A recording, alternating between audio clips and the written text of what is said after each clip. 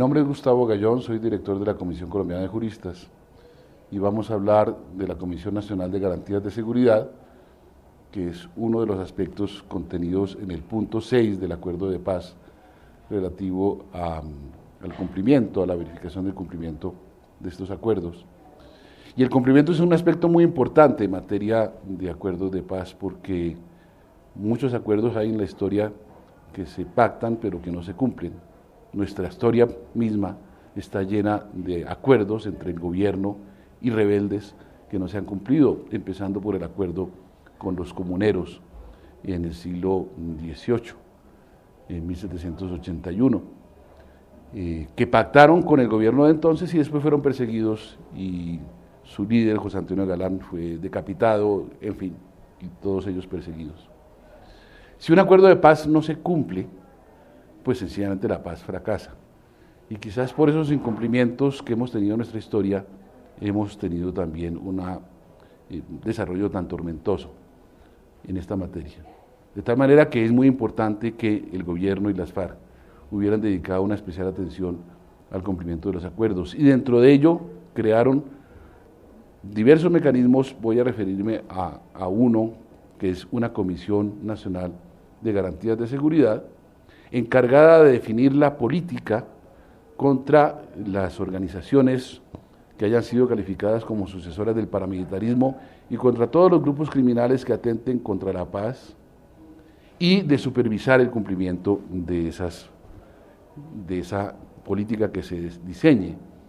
En realidad tiene 15 funciones esa comisión, pero se pueden resumir en esos dos aspectos: definir una política y supervisar esa política a través de múltiples atribuciones.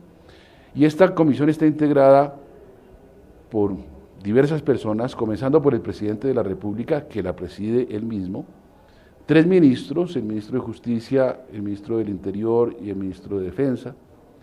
el director de la Policía, el comandante general de las Fuerzas Militares, el fiscal general de la Nación, un fiscal, una fiscal, de hecho, que se ha nombrado a frente de una unidad especial para luchar contra estos grupos sucesores del paramilitarismo y otros organizaciones criminales que atenten contra la paz. Esta fiscal especial tendrá un periodo de su mandato de 6 años, será inamovible salvo por causas gravísimas, tendrá su propia policía, su propio presupuesto, es decir, se pretende que la Fiscalía le brinde seriedad al compromiso de enfrentar estas organizaciones criminales. El defensor del pueblo también hace parte de la comisión, 2 expertos independientes nombrados por las FARC mientras se convierten en partido político y nombran 2 delegados de ellos directos, y 2 representantes de las plataformas de derechos humanos existentes en el país. Esta comisión, como lo he dicho, definirá la política, discutirá diversos aspectos acerca de cómo combatir a las organizaciones que provengan de los grupos paramilitares y que permanecen en el país,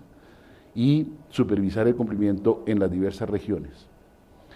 Si no se acaba el paramilitarismo, si no se acaba el recurso a la acción armada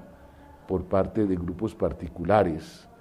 en connivencia además, porque estos grupos actúan así, con agentes estatales, con poderes locales, que es una práctica que existe en el país en épocas recientes, desde los años 60, por virtud de decretos, de normas que fueron adoptadas desde la presidencia, que luego han sido declaradas inconstitucionales o han sido modificadas, pero que de todas formas han tenido sustento en decisiones tomadas desde el Estado, pero que además existen en el país desde antes. Tengamos en cuenta los pájaros que existieron en la época de la violencia de mitad de siglo, y también en el siglo XIX hubo grupos paramilitares. El presidente Rafael Núñez disolvió una organización de grupos paramilitares en los años 80 del siglo XIX, más o menos de 3.500 personas que estaban dirigidas por un general de la época que era el general Canal. En fin, esta tradición de la violencia privada tiene mucho arraigo en el país, y por consiguiente es muy importante que exista esta Comisión Nacional de Garantías de Seguridad con las funciones que he mencionado. Además de la comisión, habrá otros mecanismos. Uno de ellos, un pacto político. El acuerdo prevé que se convoque a todas las fuerzas políticas y a todas las fuerzas sociales a que nos comprometamos en el país a renunciar a la violencia para ejercer la política, para ejercer la acción ciudadana.